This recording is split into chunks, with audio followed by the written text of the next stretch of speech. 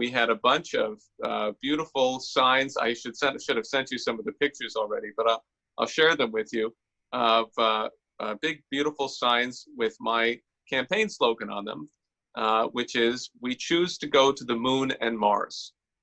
And what we were discussing with people was an idea that not only should the United States commit itself to that future progress of the Moon-Mars mission as defined by the Artemis program that President Trump has established with NASA, but that this should be the basis for getting together the leading nations of the world under a common purpose. And what we found in response to this was a kind of an amazement, an interest, and the younger the person was, the more excited they were. Welcome to another episode of Independent Thought and Freedom, where we have conversations with some of the most interesting people around the world who are shaking up politics, society, economies, and ideas. We've had some amazing guests on this program, including The Saker, Paul Craig Roberts, Sheikh Imran Hussein, E. Michael Jones, Cynthia McKinney, and more.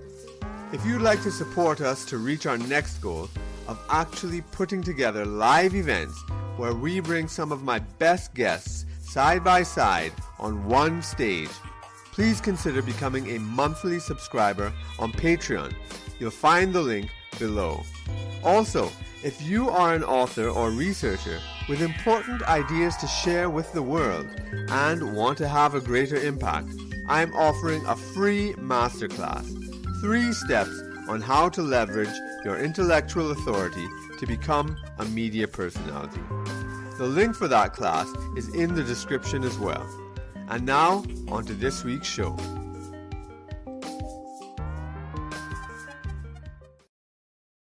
Welcome to Independent Thought and Freedom. How do we overcome the cynicism and corruption of practical politics, which Aristotle described as the highest form of ethics? It's an election year in the United States and elsewhere, but we've just experienced in the US the debacle of the Democratic Iowa Caucus, which has just ended. Big questions dominate the election: democracy itself, nationalism, populism, the global order, creating a new economy. How do we deal with environmental issues? While the political fight looks to be mainly between the Trump Republicans, the Bernie Democrats, and the Establishment Uniparty on both sides, which itself is very interesting, there are some notably underdog, spunky, and visionary local candidates who are seeking to radically shake things up. One of these is Daniel Burke, who is running for U.S. Senate in New Jersey as a LaRouche Independent candidate. Welcome, Daniel. Thank you so much, Kirk. I'm really glad to be here. Yeah, I'm glad to have you here as well. How's the campaign going so far? Well, it's been exciting. It's been very exciting. Just recently, we went to Trump's rally in Wildwood, New Jersey. I'm running for U.S. Senate in New Jersey, and so we went to Wildwood, New Jersey. There were 175,000 ticket requests for this rally, which was an absolute record. And when we went there, it was just a sea of people, many of whom, really the vast majority of whom were very optimistic about the future. And that's what really strikes you when you come to these events. We had 25 volunteers, which was by far the most visible campaign out there. And we had a bunch of beautiful signs. I should have sent you some of the pictures already, but I'll share them with you, of big, beautiful signs with my campaign slogan on them, which is, "We choose to go to the moon and Mars." And what we were discussing with people was an idea that not only should the United States commit itself to that future progress of the Moon-Mars mission as defined by the Artemis program that President Trump has established with NASA, but that this should be the basis for getting together the leading nations of the world under a common purpose. And what we found in response to this was a kind of an amazement, an interest, and the younger the person was, the more excited they were. That's excellent, you know, and it's so opposite to what's going on the Democrat side, which is fear, right? I mean, so it's the world is going to end, and Trump is either through climate catastrophe or through Trump's fascism or through white nationalism or whatever. It's fear is really driving the other side on this, and it's very interesting what you're saying there, and you know that the younger and it's great because there's a pessimism and nihilism among the youth. I find that's very important to combat, and it seems like that's what you're doing. Was that covered on your website? It's Burke for Senate, right, with the number 4. That's right. We're putting up some more of the material from that event. A lot of it is on my Facebook and social media. Right. I did see an interview with, I can't remember what it was called, the America's Voice. Yeah. America's Voice. That's it. Yeah. Good. Well, see, that was very fun because, you know, uniquely what we're doing with the LaRouche Movement is we're fighting for, excuse me, we're fighting for the renaissance of classical culture. Right. And so not only were we the only campaign with 25 volunteers out there, I don't think I saw one with more than 5 besides us, but we were the only campaign that had a chorus there. And we were singing patriotic songs. We sing the Star Spangled Banner in 4 voices, 4 verses. And then we also were singing Beethoven. We were singing Ode to Joy from the Ninth Symphony, and my campaign song, which we came up with, which is very funny. And it was on that basis that the interviewer came over and said, "Oh my gosh, what are you guys doing? Why are you singing beautiful music at the Trump rally?" And then we did that interview. Yeah, that's really one amazing thing about the LaRouche movement, how it brings in that practical experience of beauty into political campaigning, which is unusual because usually, you know, political rallies are about chaos, anger, you know, these sorts of passions as opposed to truth and beauty. So it's really quite arresting. I can imagine, because I've never experienced it firsthand, seeing it, but I've seen videos and I've seen how everybody stops when all of a sudden a chorus starts to come, and it's really incredible. It's really incredible. Now, you are a LaRouche Independent. Now, for people who either don't have any idea what that is, or to people who think they do, which might be worse, can you explain what that is? Well, okay. First of all, I'll start with the independent part. I think that if you look at we're in a moment of enormous change in the world. My view is that that's anyone who's awake has got to notice that. That there is this tremendous growth of activity, of economic growth, of scientific and cultural growth that's coming out of Eurasia, and that there's a kind of a resistance in the West, or as you might call it, as in particularly in the United States and Europe, but not merely by any means, to the system of neoliberalism and Wall Street, City of London domination that has been wreaking havoc all over the world. And so there's a great resistance to that. And I think that I count Trump's victory in 2016 as an example of that. Mm-hmm. And so anyone who thinks that we're going to solve problems right now by going with the party system, I think is thinking too small. If we want to actually present leadership at this moment, we've got to rise above it. And the person who has represented that to me most in my life and my understanding of the universe has been this gentleman, Lyndon LaRouche, Lyndon H. LaRouche Jr., who we're coming up on the 1-year anniversary of his passing on February 12th. And he died at the age of 96 after an incredible long life of contributions to the nation and to the world in the form of discoveries of economic science and contributions of statecraft, contributions to culture, philosophy, and just one of the great geniuses, in my view, of our nation's history and of world history. And I think that because he made certain unique breakthroughs in terms of identifying the relationship between the individual human mind, creative powers of the individual human mind, and the economy of the human species, essentially. Or another way of putting it is, how do you measure and how do you consider the significance of breakthroughs in science and technology upon the productivity and the progress of a society and an economy? And I think that those contributions were absolutely vital. He also forecast the major financial breakdowns of the past 50 years. And in particular, I started working with this movement. It's an international political movement. When I became a school teacher in New Orleans, and I looked at the financial crash that had happened just a few years before when I was in college. I'm 33, so I was in college in 2007, 2008, 2009. And I looked at his analysis of it, and I said, this is the thing that actually compels me. This makes sense and gives us a solution for the next 25 and 50 years if we pursue these policies. And so what I'm trying to do in particular is to take certain ideas that I learned from studying him and studying many other people in a long tradition of a humanist tradition, and try to apply those policies now, those ideas now, to contribute to this great change that's happening in the world.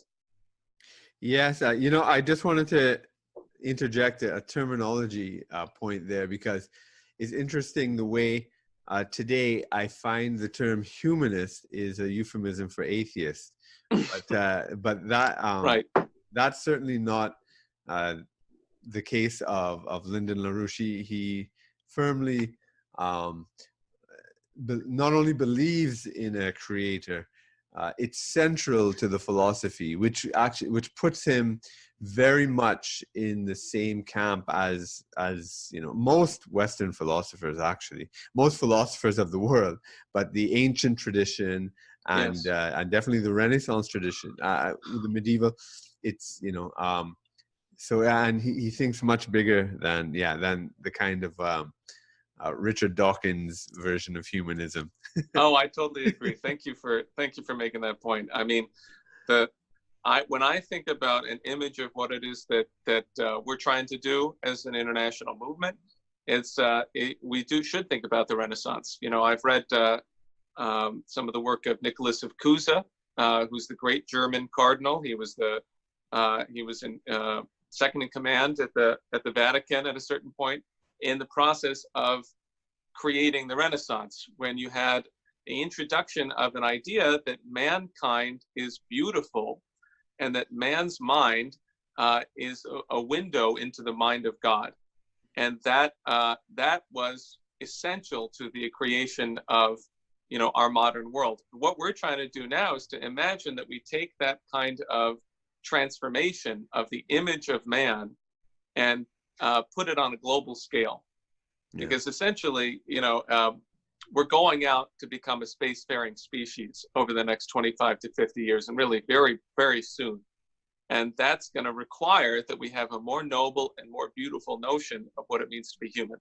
And just as I was saying before, on the Democrat side in particular, and on the left, it's the exact opposite, where man or humankind, both humans are seen as parasitic, yes, and cancer to creation itself, and that the less humans, the better. And then second, man, within the subgroup human, men are seen as even worse than humans. And straight white men. That's right. Worse. That's right. Absolutely. Absolutely. So it's a striking contrast, which I do want to get to in terms of the campaign. But since we started on LaRouche and his vision and so forth, I do have to mention that definitely within the mainstream press, the mere mention of Lyndon LaRouche brings up charges of mail fraud in the 1990s, his imprisonment, ideas that he's a conspiracy theorist, that he's an anti-Semite, that he's running, or he was running, a cult. And Right. how do you deal with those aspects? I mean, aspects. I suppose, have you come up against that? That's the first interesting question. And if you have, how have you dealt with it? Well, I appreciate that question very much, and I have. And I have for 8 years that I've been associated with the LaRouche movement. And when I started to get, to work with the LaRouche PAC, which is the National Political Action Committee here in the United States, what I saw was, I was worried that I knew that when I started to get involved, people would say I was crazy, or that I was somehow, involved with a cult or something like that. But I had read enough and I had learned enough to understand that if you look at the attacks on Mr. LaRouche, they never attempt to disprove what his theories are, what his ideas are. And as soon as you can see that, you say, wait a second, if they think he's so terrible, then why don't they actually attack what he actually says? Then you get past it. And you get to look at the real history of what happened, including the fact that 30 years ago, Robert Mueller was sicked on Lyndon LaRouche when he was a presidential candidate. And that has actually been really interesting, because think about what we're talking about in the past few years, your comments about the Democratic Party and the left, and not merely them, of course, because I have friends in the Republican Party in Queens, and I started to really aggressively go and talk to the people in that network about what our solutions are for the country. And it turns out that they were being called neo-Nazis and anti-Semites. And they were being called all of the names that LaRouche was called, because, of course, in this context, Trump has been treated like LaRouche was treated 30 years ago. And thank goodness Trump is a fighter, like Mr. LaRouche was. And Trump also has the means to actually oppose this successfully, which is fantastic and just wonderful to watch. Yeah. And so that's what I think is happening, is that basically those who can see through the nonsense against President Trump are having a great encouragement that they should see through the nonsense against Mr. LaRouche. Even from the Democratic side, I heard from someone just yesterday that members of the Democratic Party are saying, are talking about, who are looking at the debacle in Iowa, and they're looking at the choices between Bernie Sanders and Michael Bloomberg. And they're saying, I wish Lyndon LaRouche was still around. Right. Yeah, because he did run on a Democratic ticket for It's a true. while. And yeah, that's a very good point you make, that, I mean, they're calling everybody, they're moving beyond racist now. It's like, so now it's neo-Nazi, fascist, white supremacist, anti-Semite, everybody. Bernie Sanders, a Jew, is an anti-Semite. Yeah, right. So he is an anti-Semite, and then a misogynist, and then now they're linking him up with the alt-right because he appeared on Joe Rogan's show. Yeah. It's amazing. So people are just, it's like the boy who cried wolf. I think, Lyndon LaRouche may have been an early victim of this, but I think people now, they've been called all these things. Ordinary people are being called all these things, not being allowed into establishments to have a beer at a bar and all this sort of stuff. It's just insane what's going on. And I think, that you're right, that must play an important part into the reception of Lyndon LaRouche's ideas. I mean, that said, I have a lot of respect for his ideas, his work, and what impressed me, especially coming from outside of the States, is his fight for the new international economic order from the 1970s. And because I knew all about that, but I never knew about his role. And it's very interesting. I'm interested in all sorts of fringe movements in political history, but it's like his work was always hidden, because I know about so many of them, but I don't know about that. So I found that interesting. But that said, I mean, there are, shocking things he says, phrases and slogans that are really kind of out there sometimes, and are hard for people to swallow at times, for just normal average people. But but I've talked to other people in the LaRouche movement about this, and they said that was actually ways that they were shaken up, to rethink everything about what they were taught, and to make their own way in. I don't know if you have any comments on that. Well, I'll give you a very clear example, which is that for 5 years I campaigned, especially a lot in Manhattan, with a picture of Obama with a Hitler mustache. Right. And we called for his impeachment. And people said, you can't do that, and that's totally wrong. And this all and they said, this. And when I first saw the picture, I was stunned. I thought, this is what is he? What? Yeah. But it wasn't what.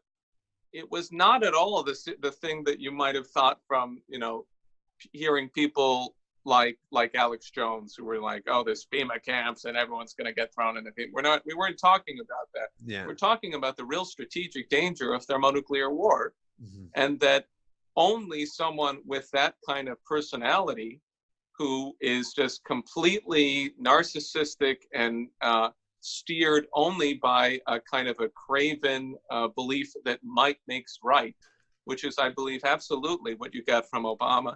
Only someone of that quality could actually take us to the brink of World War III. And that, for me, was a real hurdle to get over.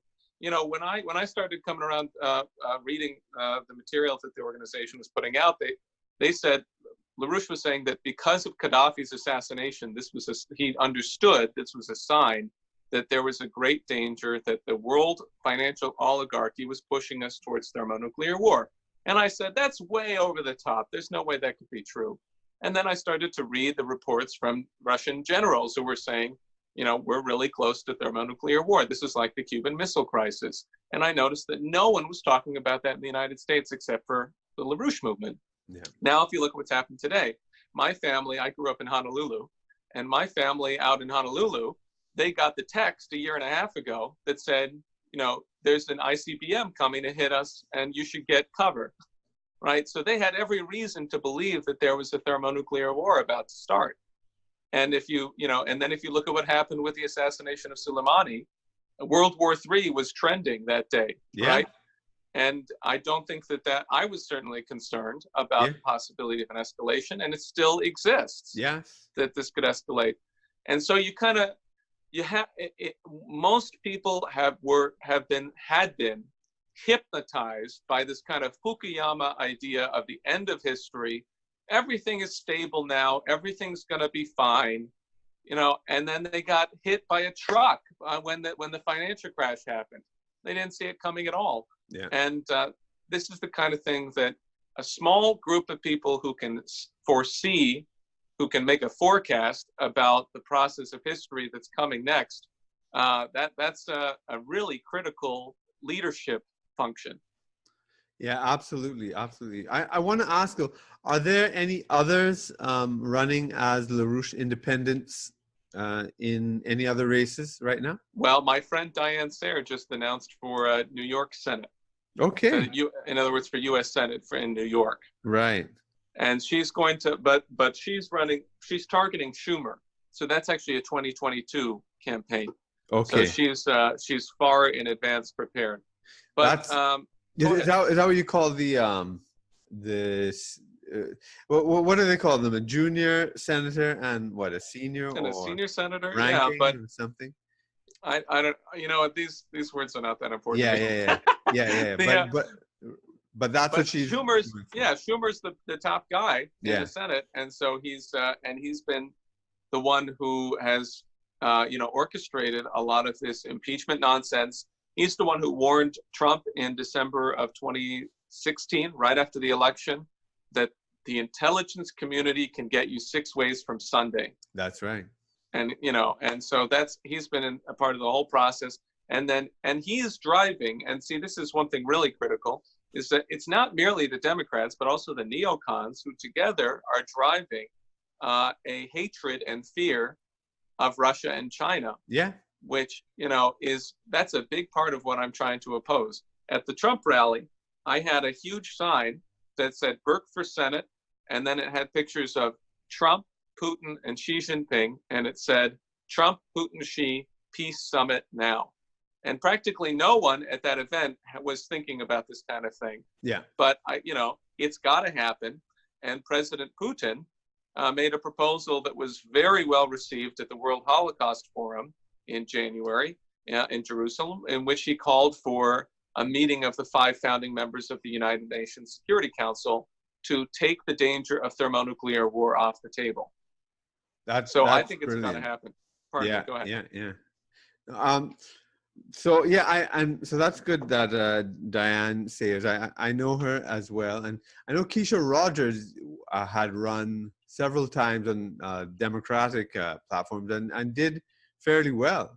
She did. Is she out of it at this point? She is not presently announced for any campaign, but I'll call her up and tell her that you want her running. Very good, very good. Yeah, and that's certain. And I mean, and I know NASA was her big thing, and with the Mars mission, she's got a whole history of campaigning for that. So that would be interesting. She had a prominent public discussion with Jim Bridenstine, the head of NASA.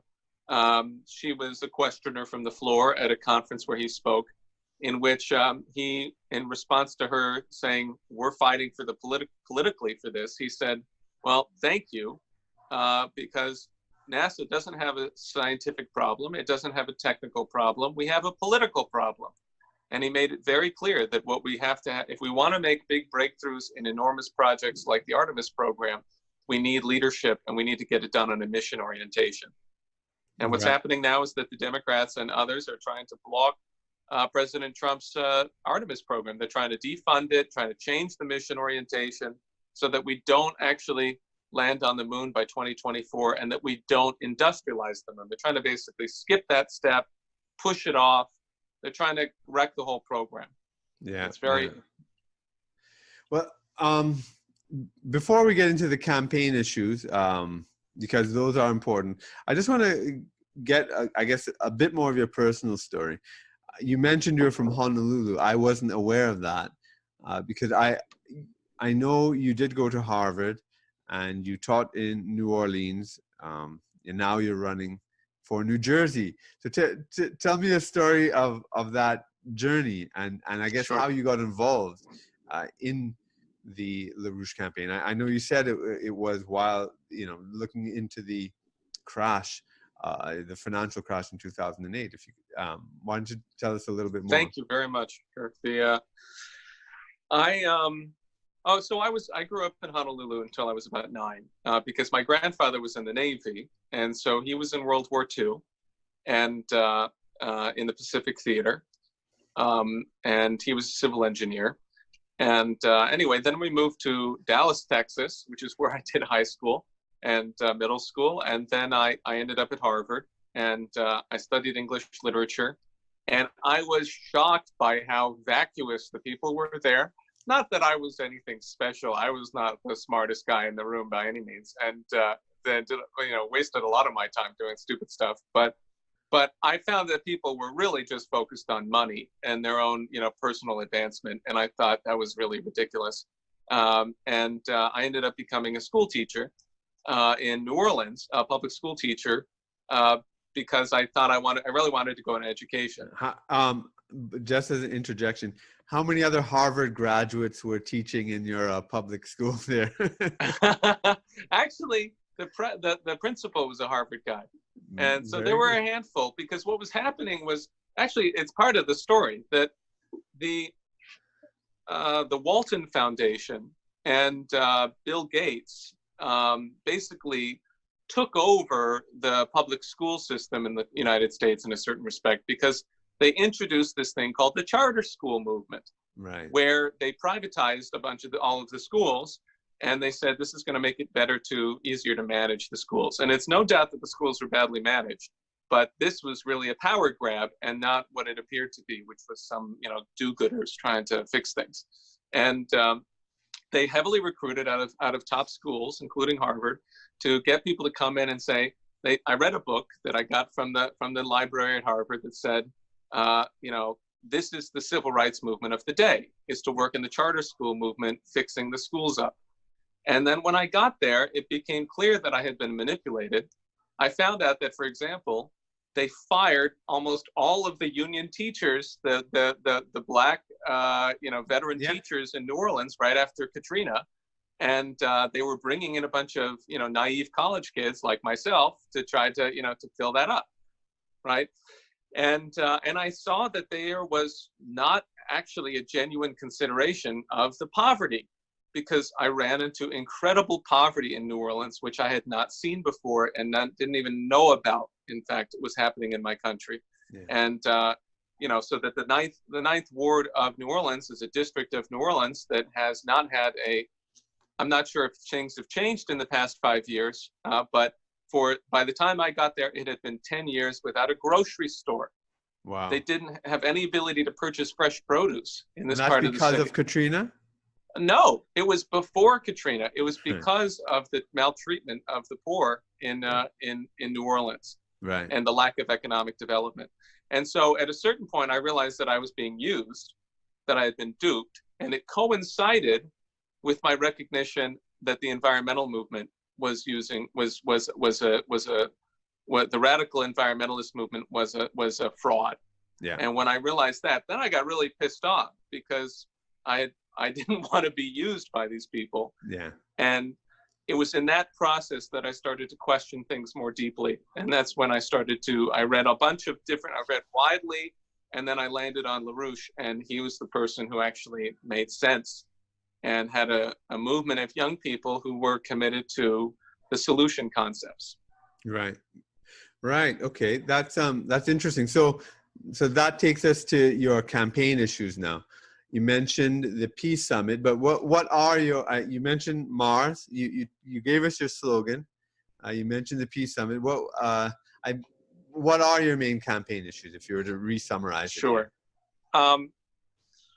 Well, put everything in the context of a new paradigm. If Americans can't think globally, then we're not going to be able to get out of the present crisis. And there's an enormous crisis in the United States. Despite the slight improvements to the economy that have been made under President Trump, which he did very intentionally and with a great hard work to do it, there's enormous problems that have not yet been addressed. 500,000 people are homeless in the United States. 1 in 7 people in New York City, for example, are 1 in 7 of the students in the school system will be homeless at some point in their school career. And there's the opioid crisis. There's all these problems which we could talk about for hours. But we need to get a transformation of the policies that are applied in our country and in the world, and it's only going to be from the top down. So the key thing that I'm talking to people about is a program that is known by the LaRouche 4 Laws for to rescue the U.S. economy. And the essential thing, start from the idea that we want the great advances in science and technology that we will gain from the space program, from a very ambitious and clear space program, and from the fight for thermonuclear fusion power.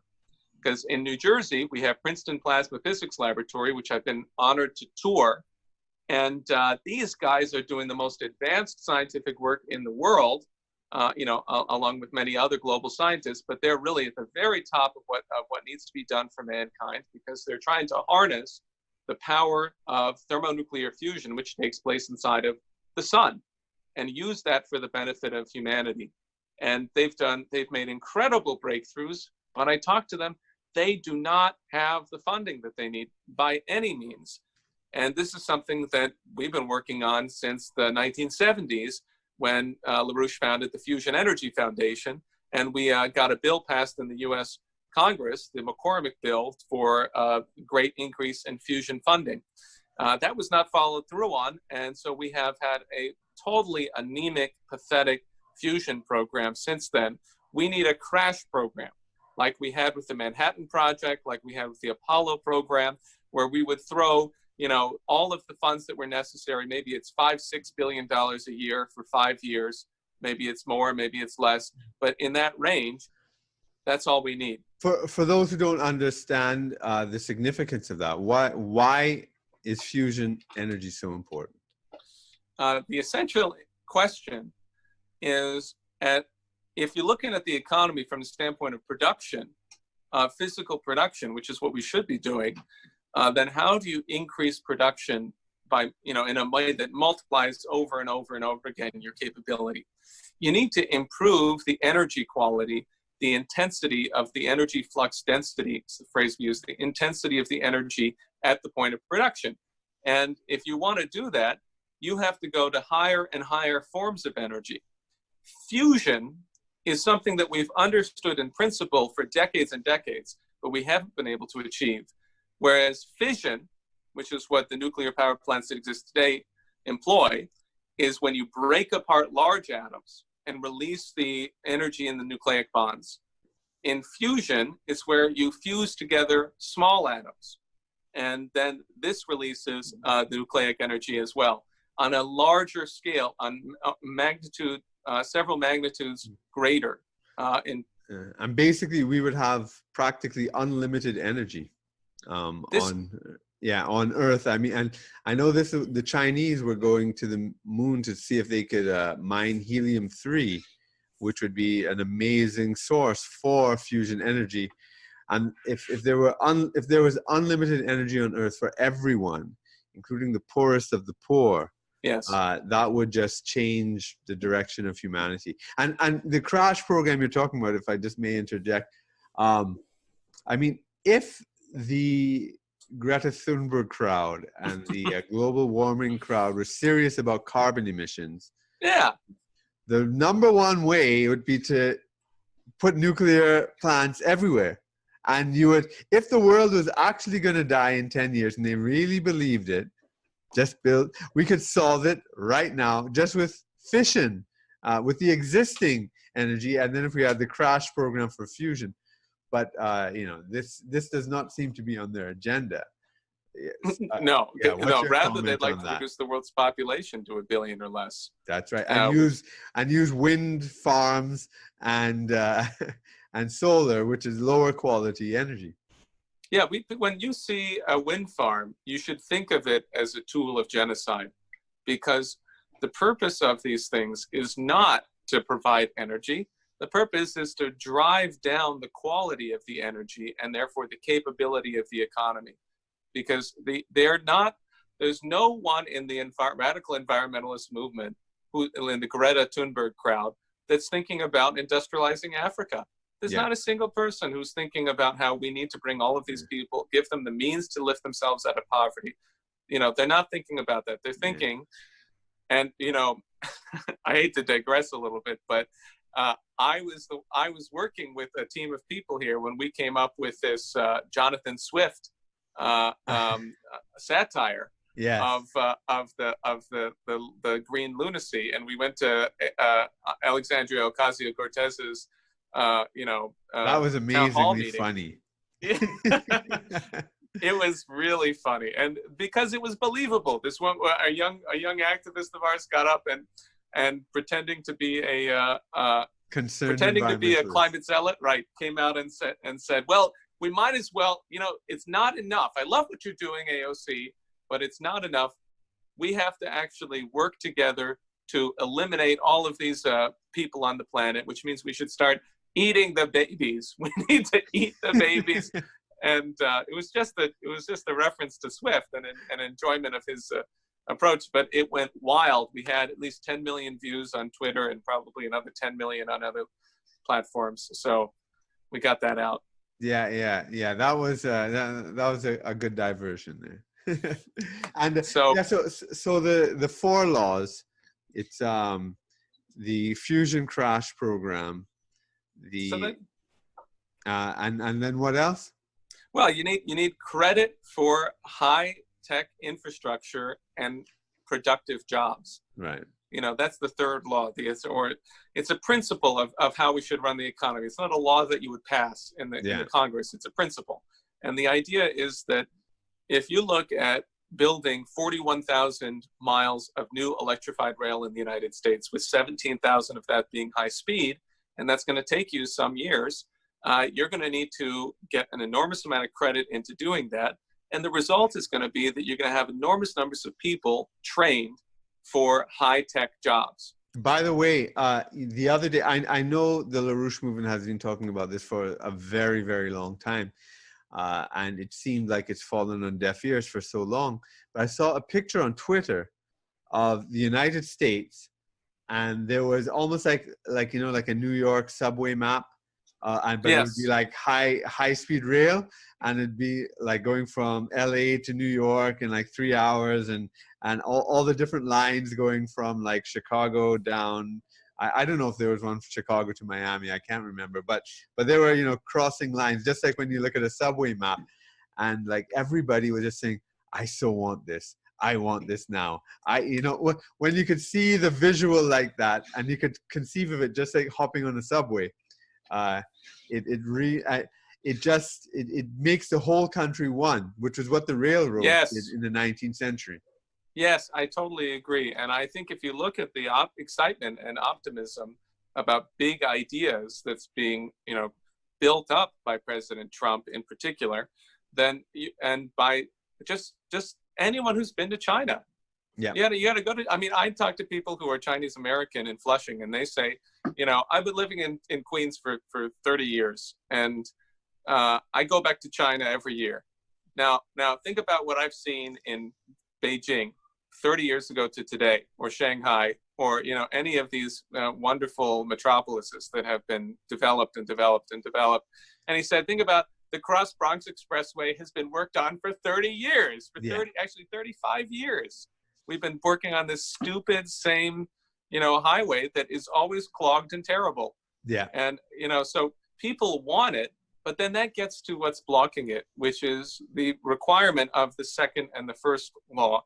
Namely, you need a national banking system. You need a kind of an infrastructure vehicle in which the federal government has control over the emission of credit to productive enterprise. And I've been really, really enjoying talking to a lot of people who are, Republican, Trump supporters generally, who are kind of, this is new to them, because they've heard a bunch of, free market capitalism is the only way to get anything done. Don't let the government do anything. And they're just they're stuck in a false dichotomy, because that's really not the issue. The issue is that you got a bunch of green billionaires like Michael Bloomberg and Mark Carney, the central bankers, who want to control your monetary supply. They want to control the money system, and they want to prevent any kind of investment into physical productive capability, especially large-scale infrastructure. And so do you want them to run it, or do you want to have, the economics of national sovereignty? Because all of these people are getting the idea from Trump that there's such a thing as national sovereignty that's very important, and that globalism is an enemy, which is true. And, this internationalist effort is on behalf of a policy of one world government, which is being just rocketed forward right now by Mark Carney and by Michael Bloomberg, who's purchasing $200 million worth of ads in like 1 month, since he announced. It's crazy. But they're trying to manipulate and control that ability of our nation to provide credit for the things that we need for our economy. Yeah. So what have been some of the most challenging aspects of your campaign so far, and how have you met those challenges? Well,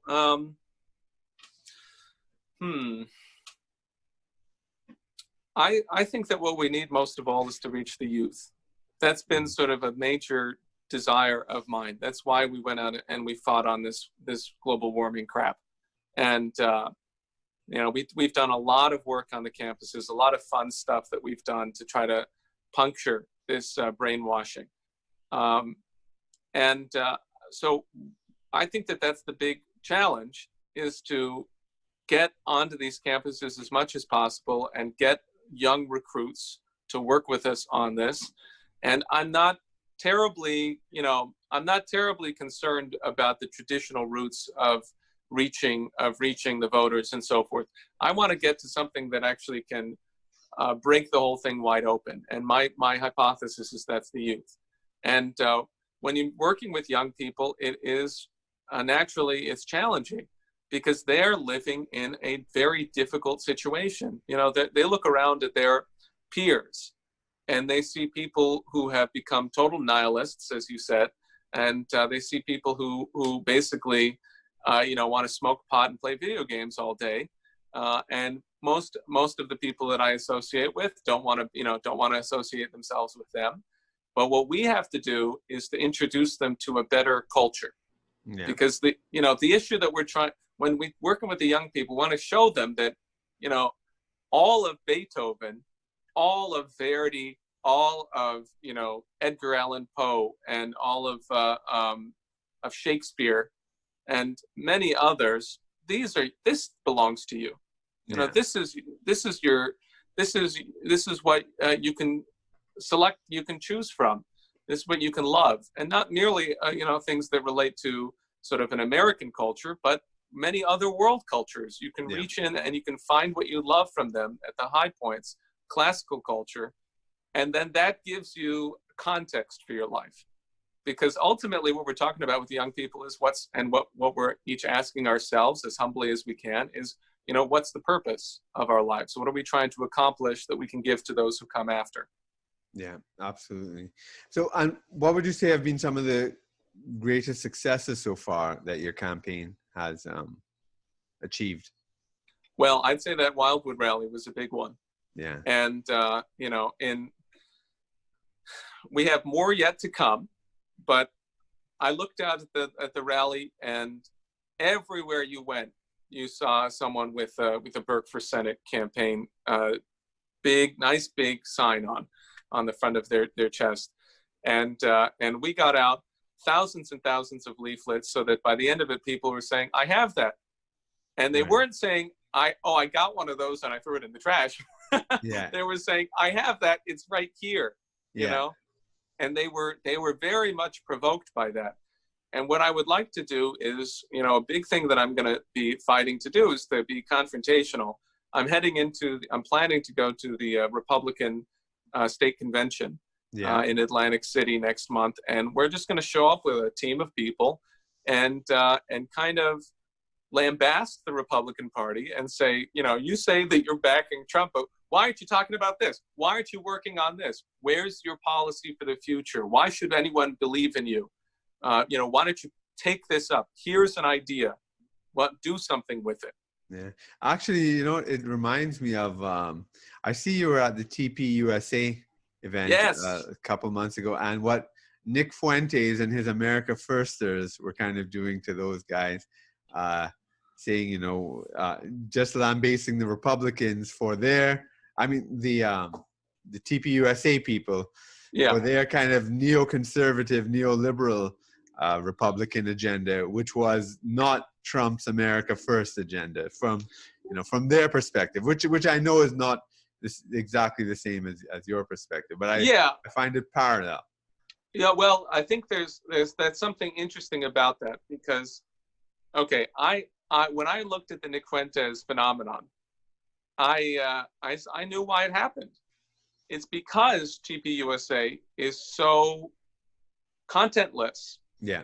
And I went to the event. This was 1,500 high school and college students from 50 different states across the United States in West Palm Beach. A few days before Christmas, we were there, myself and my campaign manager and friend Dave DeBroat. And what we found was just great optimism from the youth. But we weren't sure we were going to find that. We thought we might find a bunch of neocons in training. Yeah. And there was a lot of efforts to try to draw people into that. A lot of stupid, brainless stuff that was being presented. And a lot of, flat, cynical pundits. Like Ann Coulter spoke, and she got almost no response from the kids because they weren't interested in hearing someone who, had a lemon in her mouth talking about the future. But Fuentes also, went to try to, to say, okay, here's what you guys are doing wrong and so forth. But Fuentes I've watched the videos, he is an open white nationalist. Mm-hmm. And that's, I've seen him say, we need to keep U.S. majority white and keep people, he's anti-immigrant. He's not anti-illegal immigrant. So he is the kind of dangerous, in my view, very dangerous and racist and stupid kind of thing that that people like Charlie Kirk are going to allow into their process because they don't have any content. Yeah. And I said to them, why don't you have someone from NASA up here speaking at the TPUSA thing? Why don't you have people who are coming up and actually educating the people on the hoax of climate change? And we got a lot of good response to what we were putting out. So I'm hopeful that, you know, I talked to a prominent opponent of the, or perhaps not prominent, but I talked to an opponent of the climate change hoax, a scientist, and I said, we need to get you on that stage. Yeah. You know, and that's the kind of thing that I think would make the difference. Absolutely. Yeah. Yeah. And as well, how has the Trump campaign actually responded to you, if they have at all? I know Shiva. I spoke to Shiva Ayadurai in Massachusetts. Oh, you did? Yeah, yeah, and you know, it's interesting. I know Donald Trump Jr. had sort of reached out to him, although he's a kind of you know, not a mainstream candidate, and you know, in a lot of ways, I think he meshes with a lot of the things the LaRouche Movement is saying, but he's coming from a slightly different angle. But has, because I mean they obviously have Republican candidates who I imagine are in support of him, but I know within the Republican Party, you know, you have the neocons and the never Trumpers and who are still there and still strong and are still messing up his campaign. I think they were behind the whole Soleimani thing, and I don't believe that was Trump. I agree with you. So how has the Trump campaign responded to you? What's your relationship been like with the Republicans, since you are kind of pro-Trump but not Republican? Here's the funny thing, is that we're doing the work that they should be doing, and well, it's hard to say exactly, but you know, our organization, we send out teams into the street, to the public locations, like a post office, or you know, like a convenience store, things like this in the middle of town, in towns all over New Jersey, New York, Connecticut, and then in many other parts of the country. And we actually talk to the people. They come running up to us because we have these big signs that say "Defend Trump from the coup," which is what we've been doing. We've been putting out a stream of intelligence about exactly where this thing is coming from. It's coming from the British House of Lords. It's coming from MI6, and it's coming from, you know, people in the Obama administration who were completely associated with that approach to the world, including John Brennan and James Clapper and so forth. Much of this has become known, but we were calling it a coup long before President Trump called it a coup, you know, himself. Yeah. And so we got out an enormous amount of counterintelligence material on Robert Mueller that I think really helped to diffuse and, you know, to sink that operation, which is what happened. So in that sense, I know the president is aware of the kind of things that we're doing, and I'm sure I know of that, and I know people who are close to his family who are supportive of what we're doing, and but in terms of a response from them, I don't personally have anything from them, except that, and this is, I think, likely how things would tend to go, that I made a huge point about Artemis at the Trump rally, and then in the State of the Union 2 nights ago, you know, he actually called for full funding of Artemis, which he could have chosen not to, because Trump has not mentioned Artemis in his speeches since about summer of last year. Yeah. And so for some, and I said, why isn't he doing this? I mean, he talks about the wall and, you know, trying to get funding for the wall. So he's using the bully pulpit to try to get funding for the projects that he thinks are important. Why isn't he going out all out and saying, we need Artemis, we need Artemis? So I was very gratified to see him do that at the State of the Union. And I'm not saying that that's due to us by any means or due to my campaign, but it's appropriate for us to rally people to those things that he is going to have to take more seriously and have to actually act on.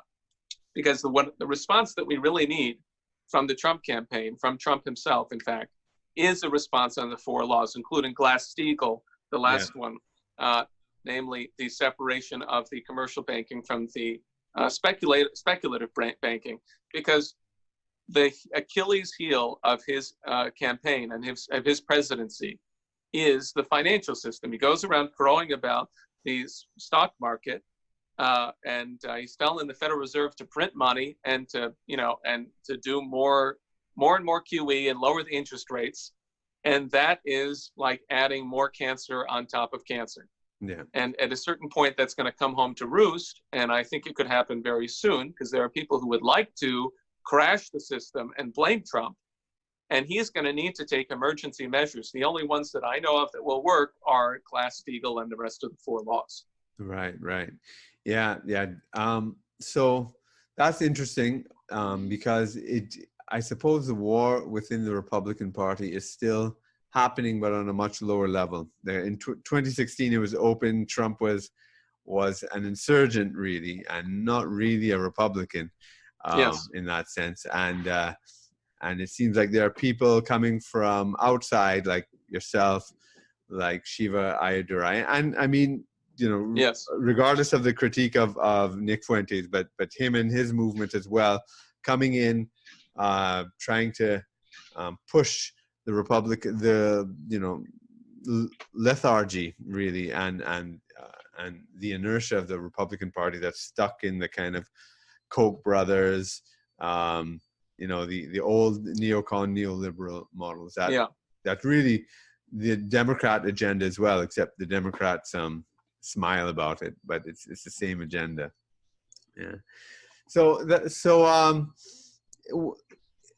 What would you say is, so if you were to sum up, if we're moving towards the end of the interview here, your message to listeners, viewers, about your campaign, first of all, what's the main takeaway you want? The primary thing is that we have to devote ourselves to an optimism that is a genuine optimism, not some Oprah Winfrey like optimism as a mindset, or as kind of like a good sentiment about the future, but optimism in the Leibnizian sense, because the word was coined by Gottfried Leibniz, the philosopher and statesman, who said the purpose of this was to say, we live in the best of all possible worlds. We live in the best of all possible worlds. That is to say that there is something, or an implication of this is that there's a power in the human mind, a power of creativity that allows us to solve impossible problems, where we find the coincidence of the opposites. We could find that realm in which there is a coincidence of the interests of many people, for example. And it's not on the basis of just finding the lowest common denominator. It's about finding the highest, the highest principle by which we are all mutually joined. And I think that's the spirit by which to look at the very, very significant initiative from Helga LaRouche of a summit between President Putin, Xi Jinping, and President Trump. Because basically these guys, they cannot do it in any way separately. They have to come together to establish a new monetary system, because this one we have is falling apart, and you need to have one that's based on agreements between national leaders, not on based agreements between unelected central bankers. You need a new monetary system. You need a new strategic architecture, a new security architecture, so that we don't have this threat of thermonuclear war. And we need to actually think about the common aims of humanity in terms of expanding China's Belt and Road out throughout the entire world, not as a Chinese initiative, no, as a mankind initiative, with these 3 nations and others leading the way. And those are the types of discussions that I think it's appropriate for world leaders to have today. And I'm very encouraged that President Putin made a similar proposal, which was endorsed by the Chinese as well as by the French. And so that's 3 of the 5 UN Security Council members, because his proposal is for those 5 to meet, that have already endorsed it. So I feel this is a very likely that this will take place. And surely people will have to realize that if it doesn't take place, then you have people like Mike Pompeo, the neocon in charge of the State Department, and you have people like Nancy Pelosi, who says Russia, Russia, Russia. And those people, in conjunction with international intelligence, especially coming from London in particular, are going to do anything possible to try to create a division between these large powers that could somehow perpetuate a system of empire, a system of financial oligarchy, as we've been talking about the neoliberal, neoconservative world order. They're going to do whatever they can to keep that going. So we need this now. And I think that's a great expression of this principle of optimism that I'm calling on people to devote themselves to. Right, right. And it's very much related to the final question I would ask, which is, what would you recommend to a young person listening to this podcast? And that's, I know, a focus of your campaign and all your work. Well, the first thing I can say is think about what the world should look like in 50 years. This is something that Mrs. LaRouche has proposed, Helga Zepp LaRouche, and I certainly have found it to be a very powerful exercise. Think about what you want the world to look like in 50 years. Make it as beautiful and as noble as you can, and then work backwards from there. Let it be informed by the great minds of history. I urge you to read Linda LaRouche as a means of informing your idea, but it's got to be yours. You got to decide what future you think needs to happen, and then organize your life around making that happen. That's my strongest encouragement to people, because at a certain point, we're all going to die, and then the question is, what was it all about? Yeah. And what we wish for is that we can give something to those generations that come after that's truly necessary, that's truly important for them to live in this more beautiful and more developed, more noble world that we're trying to create. And so I invite you to follow my campaign and to join in the study that we're doing of these great works of past humanists, and to provide that spirit for the next generation.